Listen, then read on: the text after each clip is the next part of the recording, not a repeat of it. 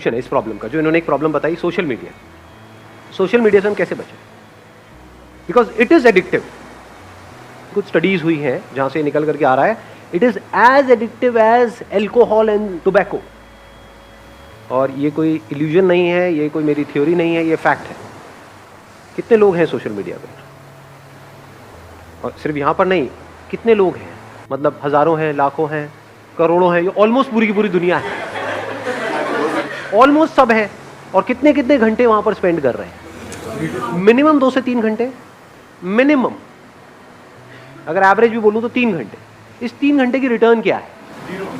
Zero है, minus में है। इस सच को देख पा रहे हो? क्यों मैं ये कह रहा हूं माइनस में है? जीरो होती तब भी कोई दिक्कत नहीं थी, मतलब जीरो का मतलब हो गया न्यूट्रल, ना कुछ आया ना गया। यहां पे आया कुछ भी नहीं, जा रहा है बहुत तेजी से। सिर्फ टाइम नहीं जा रहा है, और क्या जा रहा है साथ में? एनर्जी जा रही है। देख पा रहे हो? इसको यूज करने के बाद में 4-5 घंटे बाद क्या होता है? बहुत एनर्जी आ जाती है अंदर से, या थक जाते हैं? आंखें थक जाती है या आंखों में एकदम एनर्जाइज हो जाती है? थक जाती है, बॉडी थक जाती है, हाथ यहाँ पे थक जाते हैं, नेक थक जाती है, बैक थक जाती है, दर्द होने लग जाता है, बॉडी स्टिफ हो जाती है। तो माइनस में है इसकी रिटर्न। पढ़ाई से हट रहे हो, जो भी करना चाहते हो वहां से हट रहे हो। ब्रेन आपकी क्या होती है? ये सब देख करके, ये सब करके शार्प होती चली जाती है। माइंड शार्प हो जाता है या डल हो जाता है? बैठे रहो, मतलब दिमाग लगाने की जरूरत नहीं, देखते रहो, एक के बाद एक, एक के बाद एक, एक के बाद एक, कहीं का कहीं, कुछ का कुछ।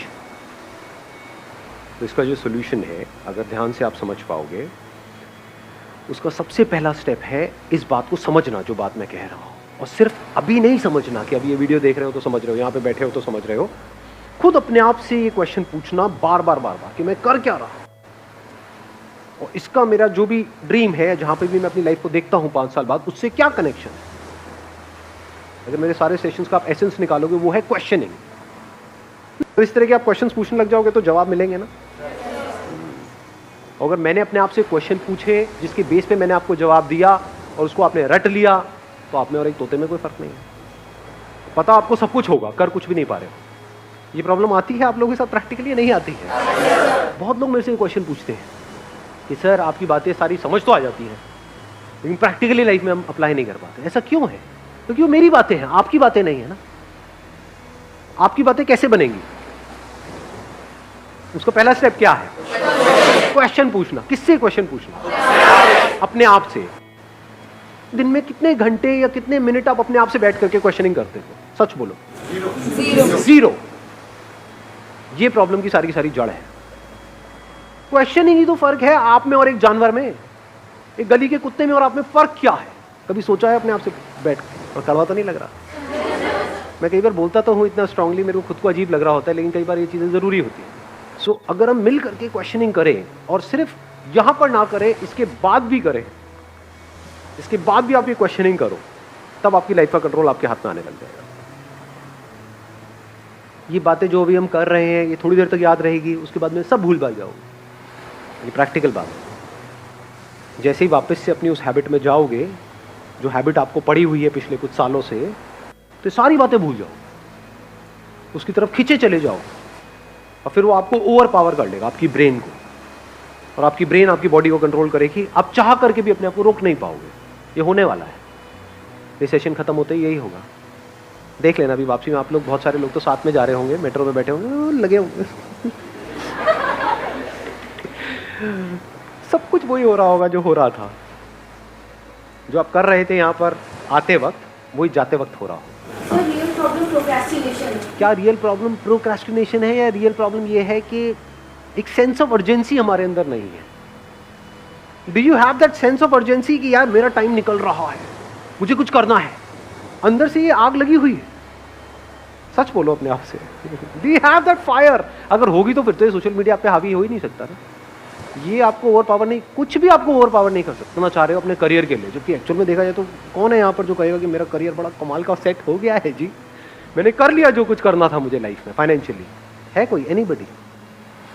मैं तो हूं। करियर में जहां तक भी आप जो भी सोच सकते हो, उससे बहुत बड़ा कुछ मैं ऑलरेडी कर चुका हूं।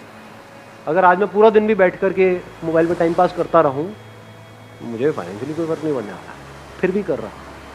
और आपको करना चाहिए, फिर भी आप नहीं कर रहे हो ना, घोचू। ये होते हैं प्योर घोचू, तो कोई इंप्योरिटी है ही नहीं, समझे? करना किसको चाहिए, कर कौन रहा है। मतलब मुझे एक्चुअल में इसकी जरूरत नहीं है, फिर भी मैं कर रहा हूं, क्यों? सोचो, थोड़ा सा दिमाग लगाओ। Importance of time. Importance of time. Time किसके लिए इंपॉर्टेंट है? आपको पता है कि हाँ, एक मिनट, इन्होंने बड़ी अच्छी बात बोली। इंपॉर्टेंस ऑफ टाइम मेरे को क्लियर है, और जो अपना टाइम खराब कर रहे हैं उनको क्लियर नहीं है। ऐसे लोगों को जानते हो जो सुबह से रात तक बस बैठे रहते हैं, टाइम पास करते रहते हैं। क्यों क्यों करते हैं? थियोरेटिकली तो उनको पता है टाइम इंपॉर्टेंट है, बट उनके सारे एक्शंस कह रहे हैं कि उनके लिए टाइम इंपॉर्टेंट नहीं है। क्यों? क्योंकि उनको कुछ करना ही नहीं है जिंदगी में। हाँ, बोलते हैं कि मेरे को ये करना है, एक्चुअल में कुछ नहीं करना। लाइफ में एक ऐसा पर्पस चाहिए जो इतना बड़ा हो कि आपको एक मिनट के लिए भी चैन से बैठने ना दे। तो अब आप यहां से जवाब देख सकते हो कि मेरे लिए टाइम इंपॉर्टेंट क्यों है। बिकॉज मेरी लाइफ का एम क्या है, गोल क्या है? कोई गोल नहीं है। देयर इज एब्सोल्युटली नो गोल। जितने गोल्स थे वो मैंने अचीव कर लिए हैं। अभी भी क्यों टाइम को वेस्ट नहीं कर रहा हूं? बिकॉज पर्पस है। वो पर्पस क्या है कि इस इंसान होने का जो मतलब है, यानी I got this body, I got this brain, mind, this way of thinking, intellect, ये सब है ना, ये मेरे पास में है ना, इसकी जो हाईएस्ट पॉसिबिलिटी है उसको अचीव करना है मुझे। सर, ये जो आपके क्वेश्चंस और ये सारी जो चीज़ें हैं, मतलब कि आप बढ़ चुके हैं आगे from financial freedom, you have achieved the financial freedom, उसके बाद आप ये सब सोच पा रहे हैं। सो सबसे पहले तो हम लोग को फाइनेंशियली पहले फ्री और ये सारी चीज़ें जब हम लोग के दिमाग से हटेंगी, तभी तो फिर हम लोग ये सारी स्पिरिचुअलिज्म पर सोच पाएंगे। सर, अब आपने एक बड़ा अच्छा क्वेश्चन पूछा है कि भाई कि ये सारी बातें जो मैं कर रहा हूँ, ये स्पिरिचुअल बातें हैं, ये तो बातें तब है ना जब पेट भरा हुआ हो, जब हमारे पास में पैसा आ जाए, जब हमारे पास में उससे ज़्यादा हो जितना हमको चाहिए, तब ये सारी बातें काम की है। नहीं, अगर आपका पर्पस हो जाता है ये जिसकी मैं बात कर रहा हूं कि जो भी ये इंस्ट्रूमेंट मेरे पास में है इसकी हाईएस्ट पॉसिबिलिटी को अचीव करना, तो क्या फाइनेंशियल फ्रीडम, फाइनेंशियली इंडिपेंडेंट होना इसका पार्ट है या नहीं है? It is one of the part. It is the most important part. So इस पर्पस में ये भी आ गया। ये कह लो, ये पर्पस एक ऐसा है जो सीढ़ियां आप आगे ऊपर चढ़ते चले जा रहे हो जिसका एंड है ही नहीं, उसकी पहली सीढ़ी यही है।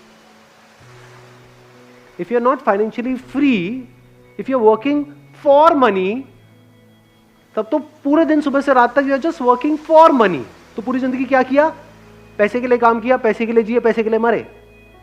तो अपने पे तो काम कभी किया ही नहीं। तो इसको अलग मत करो। यही हमारी सबकी प्रॉब्लम है। अभी हुआ क्या है, जिस तरह का हमारा एजुकेशन सिस्टम है, हमने इन दो चीजों को अलग अलग कर दिया है। यानी स्पिरिचुअलिटी को, spirituality is nothing but understanding of life, understanding of how your brain works, how your body works. It is not the last step. यही प्रॉब्लम हुई है। अभी आप लोग क्या सोचते हो कि अभी हमारी एज है 18-19 साल, अभी क्या जरूरत है? ये पैर कब्र में लटके पड़े होंगे, 70 साल के हुए पड़े हैं, सुनाई दे नहीं रहा है, तब आगे कुछ चल रहा। हाँ, क्या बोल रहे हो? अरे क्या खत्म हो गया क्या? देखा ऐसे लोगों बैठे हुए, समझ आ रहा है उनको कुछ ना जी? तो understanding of life, understanding of your self, understanding of your body, your mind, your intellect, understanding of how things work, हर चीज को बारीकी से समझ लेना कि अगर मैं ये काम कर रहा हूं तो इसकी वजह से क्या होने वाला है अगले 5 साल बाद। जो मैं बनने की सोच रहा हूं, वो जो लोग बन चुके हैं, क्या उनकी लाइफ बहुत कमाल की है? उनकी जिंदगी अगर झंड है तो मैं ये काम क्यों कर रहा हूं? मैं अपने 5 साल क्यों खराब करने वाला हूं? वहां पे दिमाग लगाना इंपॉर्टेंट है कि मैं एक्चुअल में फाइनेंशियली फ्री कैसे हूं। फाइनेंशियल फ्रीडम का मतलब क्या है कि आने वाले 10 साल बाद मैं फाइनेंशियली फ्री हो जाऊंगा या हो जाऊंगी। उसके बाद जिंदगी में कभी भी मैं पैसे के लिए काम नहीं करूंगा। ये हमारा गोल होता है, या होता है कि बस किसी तरीके से मेरे पास में इतना पैसा आ जाए कि वहां से ये हो जाए। उसके आगे हम सोचते ही नहीं, बहुत छोटा सोचते, बहुत छोटा सोचते हैं। मतलब उसमें एनर्जी कहां है, उसमें जान कहां है, उसमें पावर कहां है? तो जब गोल बनाना ही है इस एज में, तो ढंग का बनाओ ना। ढंग का गोल का मतलब क्या क्या है? ढंग का गोल, मैं कुछ ऐसा कर रहा हूं 10 साल बाद जो कोई करने की सपने में भी नहीं सोच सकता है। एनर्जी आई गोल से या नहीं आई? मजा आ रहा है गोल सुनने में? नहीं आ रहा है। तो जब ऐसे हम गोल सेट करते हैं तो एक तो नंबर 1 एनर्जी आ जाती है, और नंबर 2 अब आप टाइम वेस्ट कर ही नहीं सकते, क्योंकि आपका गोल औरों के गोल से बहुत बड़ा है। गोल छोटा मोटा हो तो you can afford to waste time, you can afford to kill your time. अगर गोल बड़ा हो तो नॉट पॉसिबल जी, टाइम ही नहीं है। अब तो दिन में 1-1 मिनट इंपॉर्टेंट है। सर जो जॉब कर रहा है वो फाइनेंशियली फ्री कैसे होगा? क्यों नहीं हो सकता? अब ये भी एक बहुत बड़ा मिथ है कि जो जॉब कर रहे हैं वो फाइनेंशियली फ्री कैसे होगा। सुंदर पिचाई का नाम सुना है आपने? कितना कमाते हैं वो? 350 करोड़। 350 करोड़ पर मंथ या पर ईयर? जो भी है, कम नहीं है। 350 करोड़ कम होता है क्या? बहुत ज्यादा होता है। तो जॉब और बिजनेस बीच में कहां से आ गया? फाइनेंशियल फ्रीडम का मतलब अच्छे से समझ लो, मतलब आपको पैसे के बारे में ना सोचना पड़े। आप ये चीजें उनको बताओगे कि मेरा गोल ये है कि मैं बस पैसे वैसे नहीं कमाना चाहता, एक टाइम पे फ्री होना चाहता हूँ, मतलब हम उनको बोले कि हमारे लिए पैसा इतना मैटर नहीं करता। क्यों नहीं करता? पैसा तो मैटर करता है। अरे यार ऐसे मत करो ना आप लोग, मतलब कैसे समझाऊं मैं आप लोगों को, मुझे समझ नहीं आता है। अरे पैसा बहुत मैटर करता है। फाइनेंशियल फ्रीडम का मतलब क्या है? कि आपके पास में बहुत पैसा है, तभी तो आप पैसे से फ्री हुए। आप एक काम कर रहे हो जहां पे आप महीने का 20,000 रुपए कमा रहे हो और आपके घर का रेंट है 25,000 रुपए, तो फाइनेंशियल फ्रीडम टट्टू।